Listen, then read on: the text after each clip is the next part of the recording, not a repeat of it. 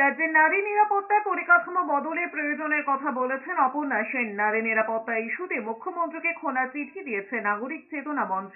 অপর্ণা সেন ছাড়াও এই চিঠিতে স্বাক্ষর করেছেন কমলেশ্বর মুখোপাধ্যায়, চূর্ণী গাঙ্গুলি, পরমব্রত চট্টোপাধ্যায়, কঙ্কনা সেন শর্মা, জহর সরকার সহ অন্যান্যরা। রাজ্যে একের পর এক মহিলাদের উপর নির্যাতনের ঘটনায় অপর্ণা সেন বলেছেন, দীর্ঘদিনের ধারণা রয়েছে দেশের মধ্যে পশ্চিমবঙ্গের মহিলারা সুরক্ষিত, কিন্তু বাস্তবের সঙ্গে তার অনেক তফাৎ রয়েছে। তার জন্য পরিকাঠামোগত বদলের প্রয়োজন। মূলত কর্মক্ষেত্রে নিরাপত্তা, নিরাপদ গণপরিবহন, পুলিশি ব্যবস্থা সংস্কারের পাশাপাশি স্কুলে সচেতনতা প্রশিক্ষণের প্রয়োজন রয়েছে বলে মনে করেন অপর্ণা সেন। তার কথায় আরজি করে ঘটনা ঘটেছে পরিকাঠামোগত খামতির জন্যই, আর তারই প্রতিবাদে মানুষ স্বতঃস্ফূর্তভাবে রাস্তায় নেমেছেন।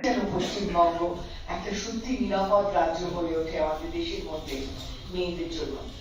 এই মর্মে একটা চিঠি দিয়েছি যিনি আমাদের প্রশাসনের প্রধান কর্মকর্তা, আমাদের মুখ্যমন্ত্রী মমতা বন্দ্যোপাধ্যায়